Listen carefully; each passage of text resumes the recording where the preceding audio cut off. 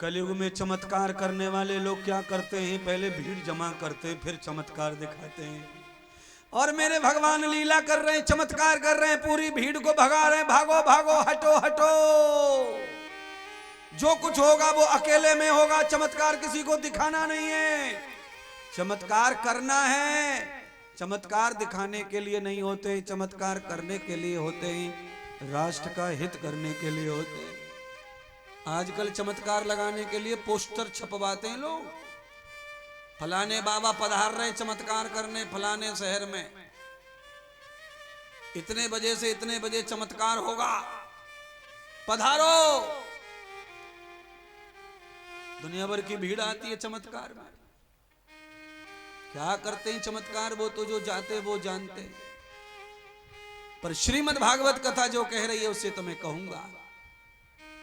क्या कह रही है? भगवान जी ने अकेली पूतना को आंचल सहित पकड़ लिया। थोड़ी देर तो पूतना प्यार करती रही, आंचल में से दूध भी प्रकट हो गया, भगवान ने पी भी लिया, मां मान लिया।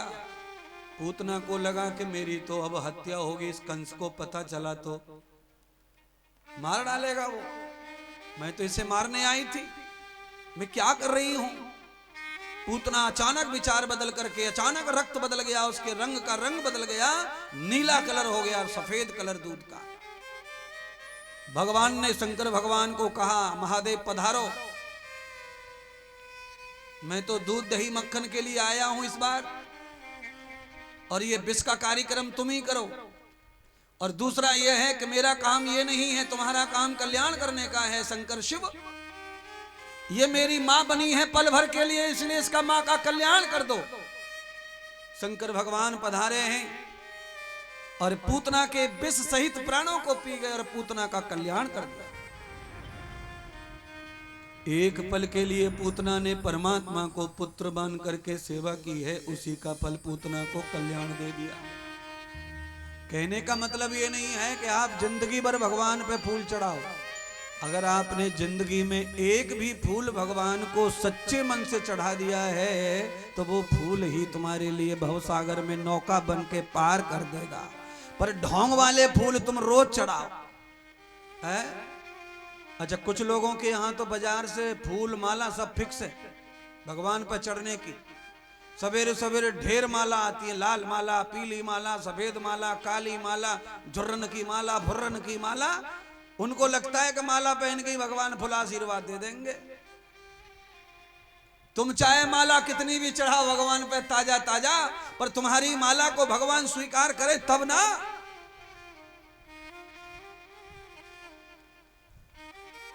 कि दुर्योधन के मेवा त्यागे, आगे की लाइन गाओ। दुर्योधन के मेवा त्यागे, साग विदुर घर। अब बोलो, तुम बड़े बड़ी महंगी महंगी माला अर्पण कर रहे हो, शीश महल में रहते हो, महंगी माला अर्पण कर रहे हो, सब अच्छी बात है, पर तुम्हारे मन में क्या क्या डिमांड चल रही है वो तो बिहारी जी जाने, वो तो श्री राधा के स्वामी जाने, वो तो सीता के राम जाने, पार्वती के शिव जाने कि तुम्हारी माला स्वीकार है कि नहीं है। देखो, पूतना भी उसी घर में आई जिसमें 2 दिन पहले शंकर आए, पर शंकर के लिए भगवान नेत्र खोले और पूतना के लिए नेत्र बंद किए, और दोनों ही भक्त। अब तुम कौन सी वाली क्वालिटी के भक्त हो मुझे नहीं पता। तुम भी जाते हो मंदिर वगैरह, भगवान तुम्हारे लिए नेत्र खोल रहे हैं कि बंद कर रहे हैं, ईश्वर जाने, परमात्मा जाने। पर मेरी तरफ से आज्ञा, मेरी तरफ से प्रार्थना यह है कि अगर मंदिर और पूजा पाठ में रुचि है तो भगवान तुम्हें देखने के लिए अपने नेत्र खोल लें फटाक से। ऐसा भजन, ऐसी भक्ति, ऐसा भाव बना के जाओ, तुम्हें देख के भगवान नेत्र बंद कर लें, ऐसा ना करना प्यारे।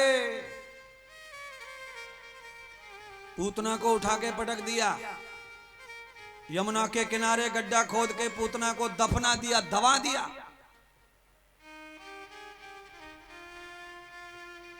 अब घर में ये चर्चा शुरू हो गई कि लाला पवित्र कैसे होंगे।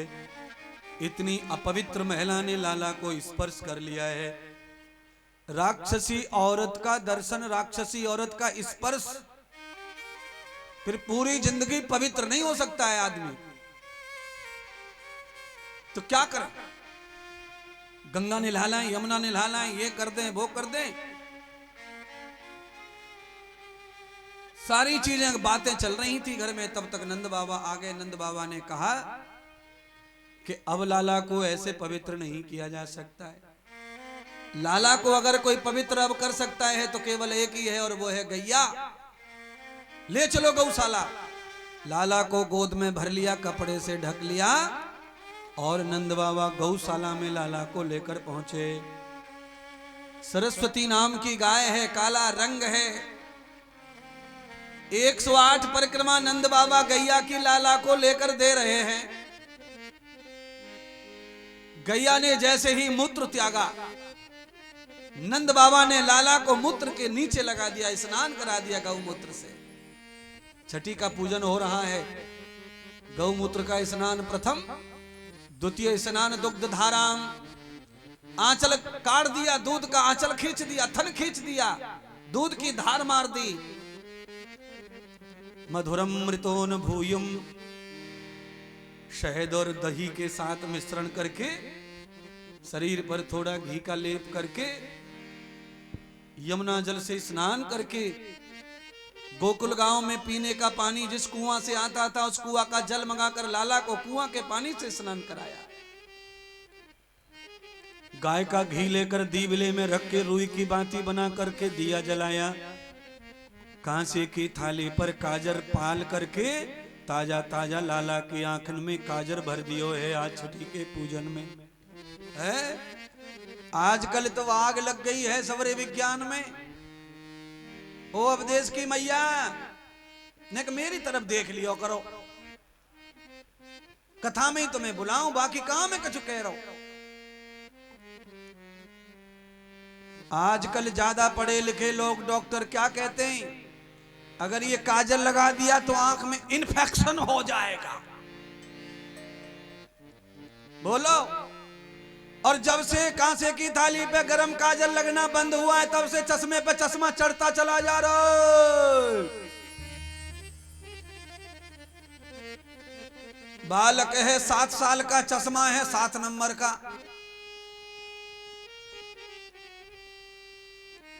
ना तो सूरदास ही और ना आंख वाला ही, बीच में लटक रहा है न घर का ना है। बड़े बुजुर्ग बैठे हैं यहाँ, कई बुजुर्ग बैठे हैं, चश्मा फसमा कुछ नहीं है, एकदम भरभराटेदार है आंख। क्योंकि गोबर के हाथ धो के मैया ने थारी पे से काजर पोत के आंख में घुसेड़ दियो है। और हर्षो चलाए देवी अम्मा, छोरा की आंखें मलूक हैजा में चौड़ी चौड़ी सी, और आंखें अब हो रही है पिटपिटी सी, चिमचिमी सी, ऐसो लगे जापान से आए हो भारत को ना आए।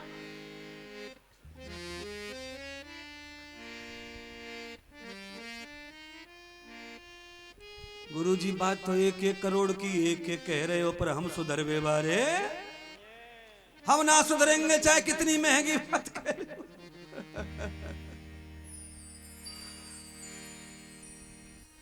हैं? देखो मेरी भी आंखें मलूक है, दिखे भी खूबे मोकू। मेरी जो नानी थी उसने पुताई की मेरी आंखन में। मेरी माँ तो थोड़ी सी जल्दी से मुझे धोखा दे गई, पर नानी ने पाला पोसा तो फिर उन्होंने, हाँ, 1.5 साल की उम्र में ही माँ हमारी जो है पूर्ण हो गई थी। फिर नानी ने जो है देखो आंखें कितनी बढ़िया कर दी हैं।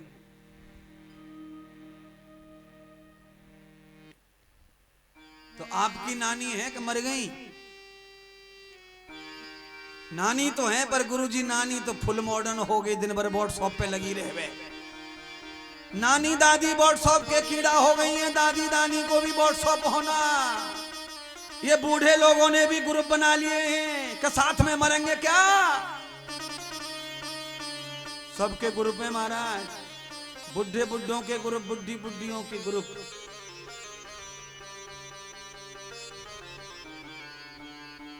नहीं महाराज हम ना आए, हम तो कथा पता सुनते रहे में मोबाइल पे और कछु ना महाराज अरे मैया तुम कितनो बताओ कि तुम कथा सुनो और कछु न महाराज, पर मैं मानवे बारो ना हूं महाराज।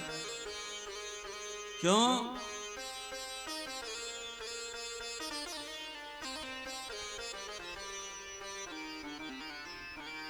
पहले घर की बात महीने 2 महीने घर में रहती थी, पर अब तो शाम को ही उड़ जावे है। सवेरे घर में कुछ हुआ हो और शाम को खत्म, गई बात बाहर। पहले महीने 2 महीने तो पता ही ना चलो कि ऐसी कुटाई भई है कि आंख सूज के पड़ी है बहू की, और अब तो लफड़े। आंख सूझी है, अभी अभी घूसा मारो और सूझ गई, फोटो खींचो डाल दो मैया के व्हाट्सएप पे। मैया ने देख लियो आंख पे, हाय राम ऐसो कर दियो मेहमान ने, जमाई ने जिकाम कर दियो। लल्लू जाओ तुम 5-6 छोरा जाओ और खींच के घर में से खरंजा पे डाल के जिद धुनाई करो जाके। गुरुजी भाई सही कह रहे। अब क्या हो गया है? अब ये हो गया है कि किसी में सहन शक्ति नहीं बची है। अब कोई छुपाना नहीं चाहता, हो गया सो हो गया, धूल डाल दो, ऐसा नहीं है। अब तो रिएक्शन है हर बात का, हर रिश्ते में रिएक्शन है। अब रिश्तों के लिए जीवन नहीं बचा है, अब मतलब के लिए जीवन बचा है बहन भाइयों। आज यशोदा मैया को लाला पालने में पहली बार सोयो, काजर लगा के, पीले कपड़े पहन के, मुकुट लगा के, मोर की पंख लगा के, पैरन में पंजनियां बांध के, हाथ में नजरबंद बांध के, सारी गांव की गोपियां लाला को खिलौना दे रही हैं। लाला हमारी तरफ से हाथी, हमारी तरफ से घोड़ा, हमारी तरफ से झुंझुनी, हमारी तरफ से पंचनी, हमारी तरफ से झूला, सारे गांव की गोपियां दे रही हैं लाला को, और थोड़ा थोड़ा झोटा दे रही हैं। चलो तुम भी पाप धो लो, भगवान को थोड़ा झूला झूला लो। बोलो कृष्ण कन्हैया लाल की जय हो। हाँ सब झूला झूला लियो। हाँ हो मेरो काना झूले पल नानक धीरे झोटा दीजो। मेरो काना झूले पल नानक धीरे झोटा दीजो। निक धीरे झोटा दीजो, निक होले झोटा दीजो। निक धीरे झोटा दीजो, निक होले झोटा दीजो। हो निक धीरे झोटा दीजो, निक होले झोटा दीजो। निक धीरे नेक रुकियो, कार्यक्रम बिगड़ रहा है। सवारी ने बैठ जान दे बस में, तब चलियो गाड़ी है।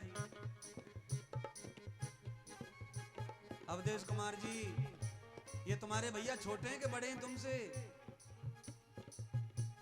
हैं? छोटे। खम्बो को सहारो लेके बैठो, ये तो 5 दिन से, 5 दिन पूरे है गए, खम्बो को सहारो ले रखो। ए चाचा भतीजे दोनों मैदान में आ जाओ, ले ले चाची ये छोरा।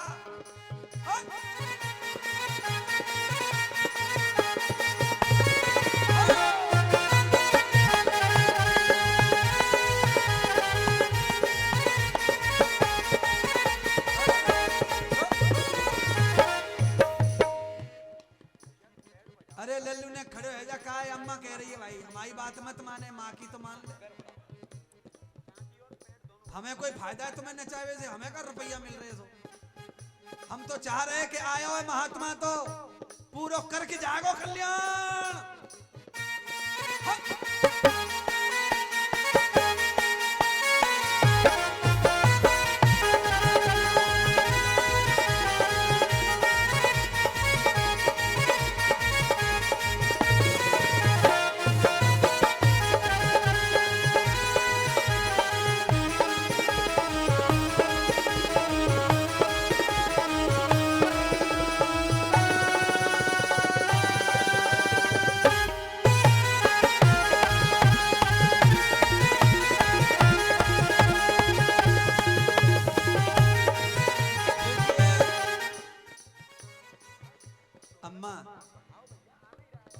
पैसे खर्च हो रहे कथा में, पैसे खर्च हो रहे कथा में, फ्री में ना हो रही कथा।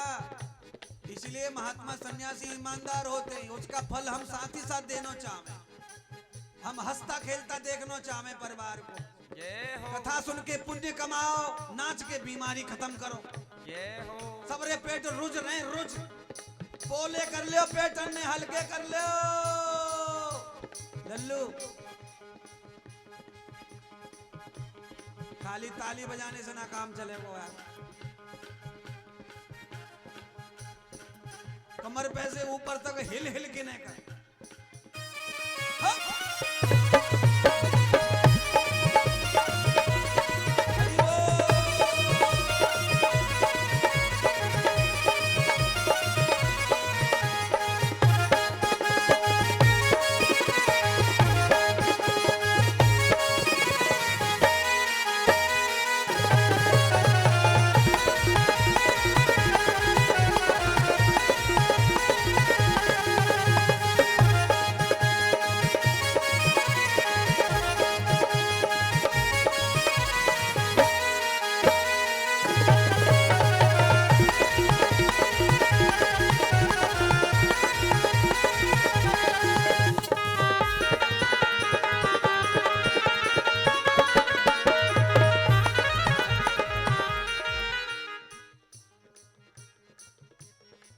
ये जो भैया अभी अभी आए हमारे जाकट वाले वीआईपी, पामन ने तोड़े डाल रहे धरती मार मार के।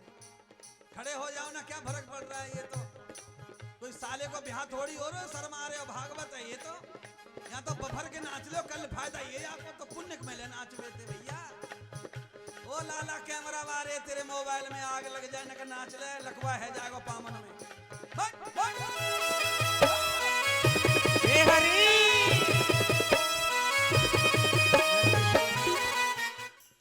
पुलिस से डंडा हटा ले पीछे यार। हाँ लल्लू चश्मा, ओ भैया मोबाइल में क्या को घुस रहो, आजा मैदान में, आजा आजा, तिलक विलक लगा रखो, चोटी है मैदान में, आजा दिखा तो दे नकली कसली।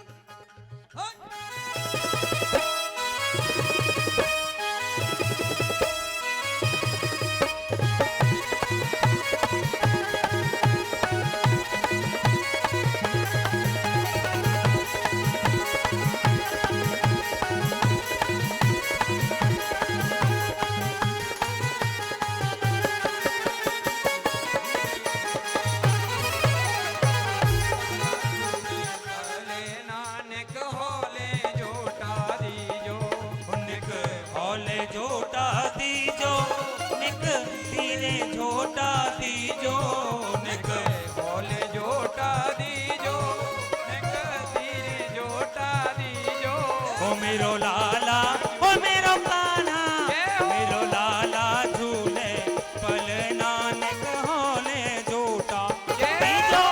मेरो लाला झूले पल नानक होले झूठा दीजो। कन्हैया झूले पल नानक होले झूठा दीजो।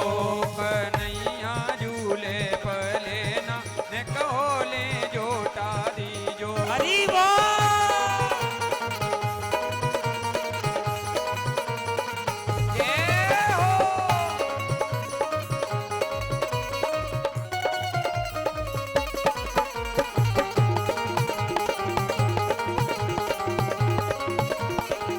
बोलिए सतगुरुदेव भगवान की हो।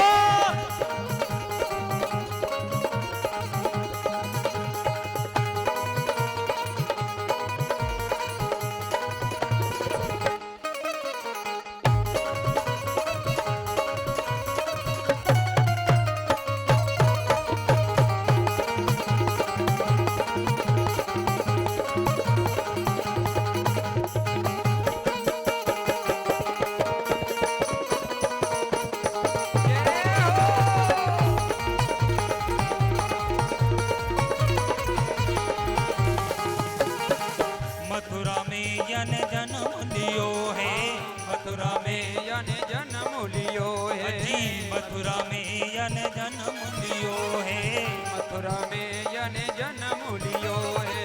मथुरा में यन जन्म लियो है, मथुरा में यन जन्म लियो है। मथुरा में यन जन्म लियो है, मथुरा में यन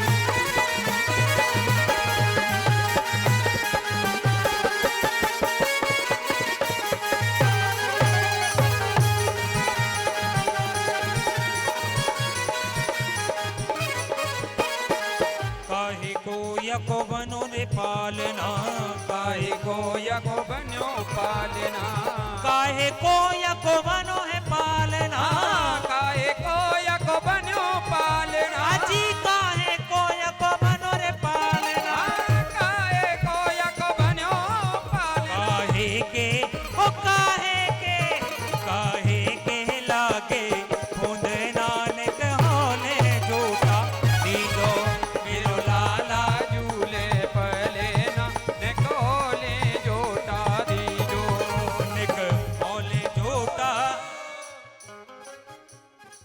ये लाला सही निकले आया बीच में से। इसकी जोड़ी है मेरे पास में, लाला ना घटियो। चाचा के पीछे भतीजो खड़े हो, ये पेट तो लटका के कुर्ता, ये भी बढ़िया नाच है।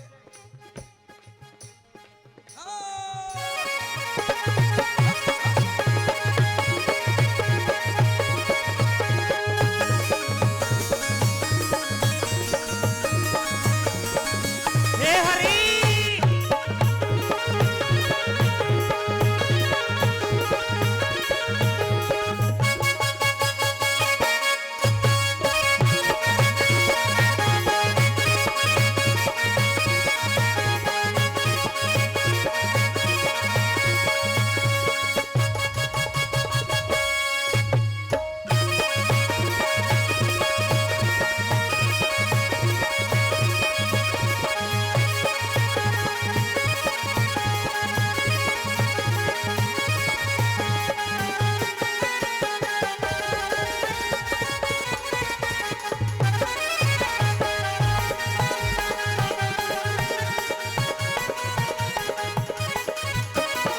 रतन जड़ित जको बनो रे पालना, रतन जड़ित जको बन्यो पालना, जड़ित जको बनो रे पालना, रतन जड़ित जको बन्यो पालना, रतन जड़ित जको बनो रे पालना, रतन जड़ित जको बन्यो पालना, ओ रतन जड़ित जको बनो रे पालना, रतन जड़ित जको बन्यो ओरे समके ओरे समके रेशम के लागे बूंदना निक होले झूठा दीजो लाला झूले पलेना निकोले जोटा दीजो, निक होले झूठा दीजो, निक धीरे झूठा दीजो, निक ओले जोटा दीजो, निक धीरे जोटा दीजो, ओ मेरो लाला ओ मेरो कान्हा, मेरो लाला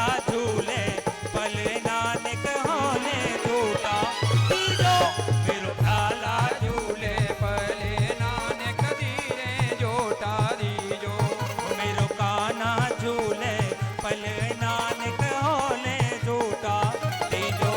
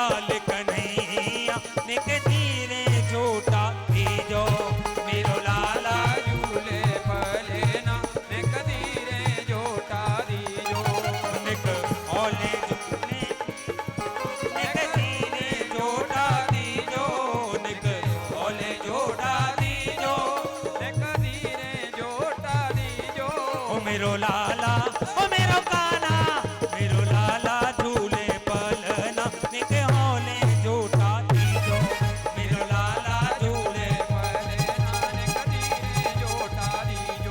मेरो काना झूले पलना निक होले झूठा दीजो मेरो काना झूले निक होले झूठा दीजो निक धीरे झूठा दीजो निक होले झूठा दीजो निक धीरे झूठा दीजो सच्चिदानंद भगवान की जय हो जय भागवत महापुराण पुराण की जय हो नंद उत्सव की जय हो बहुत बहुत आभार।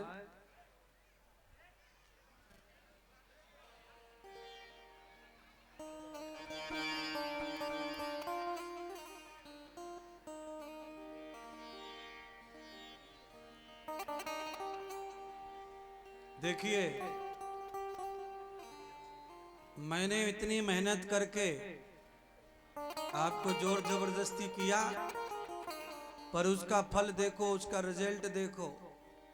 अब इस समय आप अपने मोबाइल से अपनी सेल्फी लेके देख लेना, कितना चेहरा सुंदर हंसता खेलता दिख रहा है। सवेरे 12 बजे थे मुंह पे।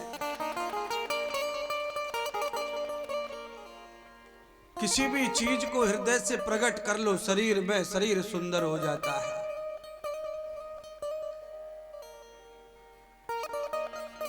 गर्ग ऋषि आकर के भगवान का नामकरण संस्कार कर देते हैं। कृष्ण और बलराम दोनों के नाम संचित किए। यशोदा मैया ने आचार्य जी के लिए सुंदर भोजन बनाया। सोने की चौकी, सोने के बर्तनों में भोजन परोसा। गुरु संत की सेवा कर रही यशोदा मैया। संत भी इतने धर्मात्मा हैं कि भगवान को बिना भोग लगाए भोजन करते नहीं। आज ठाकुर जी तो बगल में पालने में सोए हुए थे। गर्ग ऋषि तो 40-50 साल से भगवान को बुला रहे थे खाने पर दोनों टाइम। तो भगवान ने सोचा कि आज तो पास में है, तो चलो इसकी इच्छा पूरी कर दो, आज भोजन कर लो। गर्ग ऋषि ने नेत्र बंद करके भगवान के भोग के मंत्र चालू रखे। आओ भगवान, भोजन प्रसादी ग्रहण करो। आपका झूठा भोजन मुझे प्राप्त हो जाए, मेरा जीवन धन्य हो जाए। दर्शन प्रदान करो हे अन्नमूर्त परमात्मा। भगवान पालने से उठकर आए। खीर और मक्खन जो था सब खा पी के पालने में चले गए। आचार्य जी की आंखें खुली, भोजन की शुरुआत करनी थी। देखा तो सब कटोरियां औंधी पड़ी हैं। खाली लाल मिर्ची को, आलू को रसा बचो, बाकी सब खा पी के फ्री हो गए भगवान। आचार्य चिल्लाने लगे, यशोदा अरे मेरा धर्म नष्ट हो गया, मेरा भोजन कोई झूठा कर गया। मैया दौड़ कर आई। ऐसा कौन है जो साधु का भोजन झूठा कर दिया? देखा मैया जब आई तो देखा तो कन्हैया जी का मुंह लथड़ा पड़ा था। बालक को देखा कि इसका मुंह कैसे बिगड़ा खीर से, ये तो अभी 7 महीने का है। और उधर महात्मा से माफी मांगने लगी। महात्मा गलती हो गई, आप नाराज मत होना, पर आप पवित्र भोजन करके ही विदा करूंगी मैं तो। आप दूसरे महल में चलो। आचार्य जी को दूसरे महल में ले गई, रसोई को धोया, नए फिर बर्तन मंगाए, फिर मैया ने भोजन पकाया, राम नाम गाकर फिर भोजन परोसा। आचार्य जी नियम के पक्के, फिर हाथ में पानी धर लियो, फिर भगवान को बुलाने लगे। गोविंद ठाकुर भोग लगा जाओ, मेरा कल्याण कर दो। भगवान कहने लगे, यार पंडित, नियम तो पक्का है तुम्हारा, पर हम खाके गए तो तुम तिलमिला गए और बुलाए बगैर मान नहीं रहे हो। तो आखिर में भगवान को ये पता चल गया कि ये आचार्य भगवान ही देखता है, भोजन में प्रणाम करता है, आचमन करता है, मंत्र बोलता है, भोग लगाता है। तो आज मुझे अन्न में ही प्रवेश करके इसको दर्शन दे देना चाहिए। तो मेरे परमात्मा गोविंद ने खीर की कटोरी में बैठकर चतुर्भुज दर्शन दिया पंडित को, आचार्य गर्ग ऋषि को। आज महर्षि गर्ग धन्य हो गए भगवान को पाकर, अन्न भगवान। इस कथा को अगर सच्चा मानते हो तो आज से अंडा, मांस, मटन, मुर्गा, बकरा खाना बंद करो। भोजन की थाली में रूखा सूखा जो भी प्राप्त हो जाए उसे प्रणाम जरूर कर लो। मंत्र तंत्र नहीं आते हैं तो कुछ मत गाओ, केवल एक लाइन रट के जाओ मेरे पास से। उस लाइन को रोज बोला करो खाने के समय। ओ राजा राम आइए रे घनश्याम आइए, मेरे भोजन का भोग लगाइए, ओ मेरे भोजन का भोग लगाइए। ये भी लाइन पक्की नहीं होवे तो माथा झुकाओ और कह दो भगवान भोजन कर ले।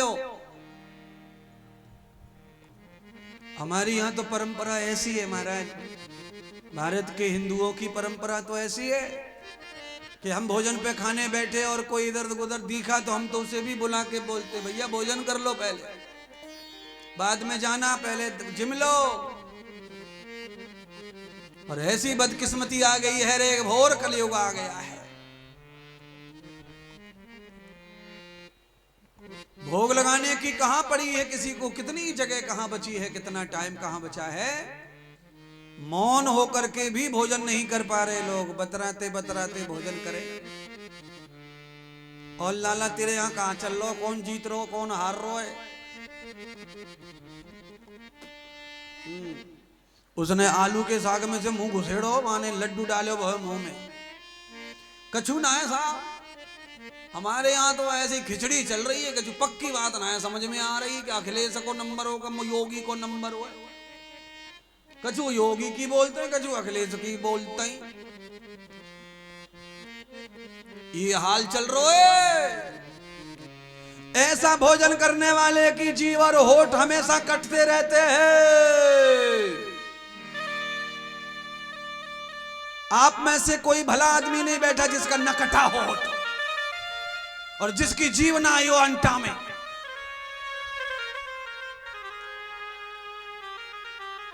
गुरुजी सही कह रहे हैं, 5-7 बार कट गई बेचारी। क्यों? बोलते चालते भोजन नहीं होना। भोजन को भगवान का दर्जा प्रदान करो। स्वयं थाली में अन्न भगवान आए हैं, मौन हो जाओ, दिल खोल के दर्शन करो थाली में आए हुए भोजन का। फिर कम खाना पड़े और पेट चकाचक भर जाए। सवेरे से भैंस घूंटा पे बंधी हो घाम में और शाम को 5 बजे वाकू चारों डारे हो तो सांकरे तोड़ के और यजमान खींच के ले जावे और भैरा के गिरे लड़ामणी पे। ऐसा ही हाल हमारे महापुरुषों का हो रहा है खाने के मामले में।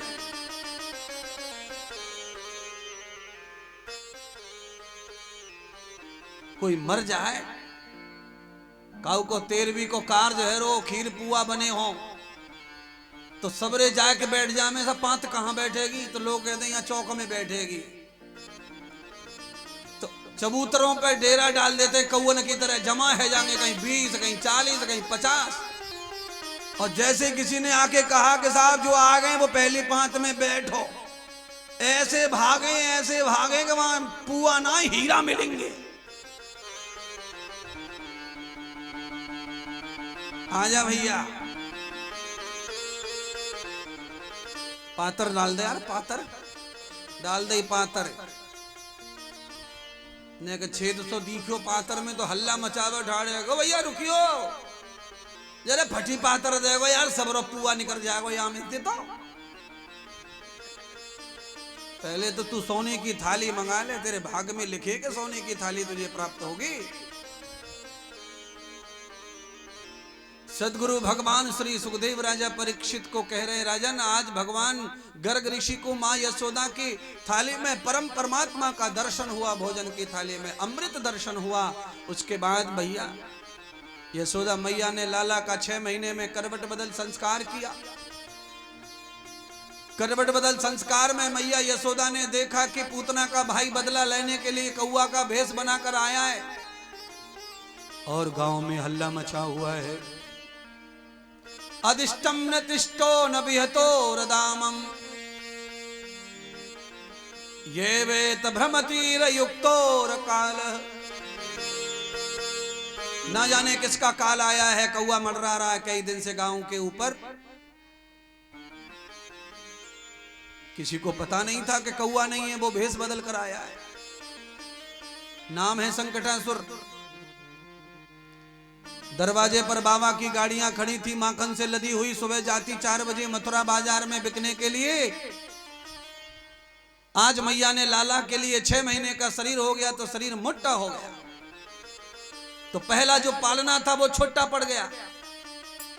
अब कन्हैया करवट बदले तो गिर जाए नीचे जमीन में।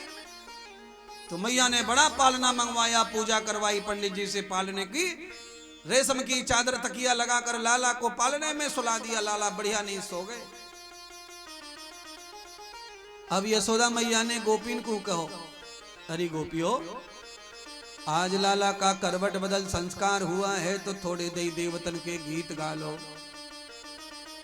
आओ भैया।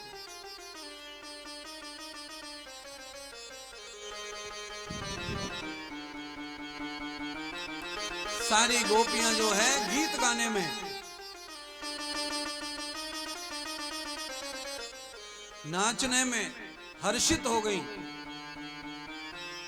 यशोदा मैया को ऐसा लगा कि आज इतने आनंद का समय है तो मुझे भी नाच लेना चाहिए लाला के भजन में। तो यशोदा मैया ने सोचा कि मैं नाचूंगी तो लाला जग जाएगा, ढोलक बजेगी तो इंतजाम कर दो। लाला का पालना लेकर के यशोदा मैया गई बाहर घर के, और बाबा की गाड़ी खड़ी थी उसके नीचे जाके लटका दिया पालना। और अंदर घर में आकर के मैया भी लाला के नाचने में, खुशी में, आनंद में हर्षित हो गई। गोपियां बजा में ढोलक तबला नाचे, गोपी यशोदा भी नाचे।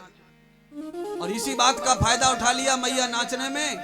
लाला का ध्यान भूल गई और संकटासुर ने राक्षस का भेष बनाकर गाड़ी के ऊपर वजन डाल दिया। भगवान ने फुर्ती से लात मार दी, गाड़ी में पलट दी गाड़ी को। गाड़ी तो टूटी, माखन तो टूटा, साथ में संकटासुर भी टूटा। यह हादसा कैसे हो गया?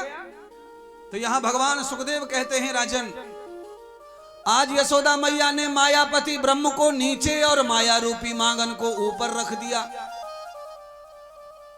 माया रूपी माखन गाड़ी के ऊपर है और भगवान नीचे हैं, इसलिए मैया के घर में संकट आया। और जिस घर में माया को स्थान बढ़ा दिया जाता है और परमात्मा को 2 पे दिया जाता है, उस घर में संकट आएंगे आएंगे आएंगे आएंगे। नाचो, गाओ, कूदो, पर भगवान के साथ। भगवान को भूल के, भगवान के बिना नाचना कूदना सब व्यर्थ है, संकट आएगा। ये कथा नहीं चाहती कलयुग में संकट आए परिवारों के ऊपर, तुम्हारे ऊपर। मैं नहीं चाहता कि कोई भी सनातनी संकट में रहे और कोई राक्षस आकर के रोटी सेक जाए, अपनी हमें तकलीफ में डाल जाए। तो उसके लिए नाचो गाओ, पर प्रभु के साथ। आवाज हुई धड़ाम से, यशोदा मैया दौड़ के गई, देखा गाड़ी टूटी पड़ी है, मक्खन बिखरा पड़ा है, कहीं हाथ कहीं पैर कहीं मुंडी। क्या हुआ? इस गाड़ी के नीचे तो मैं लाला को सुला के गई थी, हाय राम। सब गोपियां दौड़ के दरवाजे पर आई तो लाला पालने में पैर के अंगूठे में थोड़ी चोट आ गई है। इसके कारण लाला दर्द को खत्म करने के लिए पैर के अंगूठे को मुंह में चूस रहे हैं। जीवा के ऊपर विज्ञान कहता है, आयुर्वेद कहता है कि जीवा के ऊपर अगर चिकना और साफ गाढ़ा लार बनता है तो समझ लो आयु बहुत लंबी और स्वास्थ्य बहुत अच्छा रहेगा। जीवा के ऊपर लार अगर नहीं बनता है तो समझ लो शरीर पूरा होने पे आ गया, अब नजदीक है तुम्हारी बीमारियां। इसलिए जीभ को हर रोज सुबह अच्छी तरह साफ करना चाहिए और सुबह जीभ के ऊपर से मैल को खूब साफ करके थूक देना चाहिए। फिर दिन में शाम तक दोबारा नहीं थूकना चाहिए। गुरुजी क्या करें? ये गुटका मुटका खाते हैं, इनको भूख कम क्यों लगती है? इसीलिए भूख कम लगती है क्योंकि जीभ का पानी दिन भर थूकते रहते हैं। शरीर कमजोर हो जाते हैं, शरीर की सुंदरता, शरीर का तेज कम हो जाता है। जीभ के पानी से हड्डियां, मांस, मज्जा सब बनता है और पेट में जाके कुछ नहीं बनता किसी चीज से। ध्यान रखना सबको। इसीलिए भोजन को अधिक समय तक अपने मुख में ही चबाते रहो, ज्यादा जल्दी गटक गटक पेट में मत डालो। पानी को धीरे धीरे मुख में रख के पियो, धड़ाधड़ गटका गटक मत पियो। बाथरूम जाना पड़ेगा, प्यास नहीं बुझेगी। पानी मुंह में लेकर धीमे होठों से चूस कर पानी पियो। हाथ के अंगूठे के नाखून की बराबर ही रोटी का टुकड़ा मुंह में डालो। गुरुजी तुम कहां फंसा डाल रहे हो? नाखून की बराबर कैसे पेट भरेगो? कई लोग तो यहां ऐसे बैठे हैं कि एक में से दो ही करें भाई, ये औंधी सूधी करके।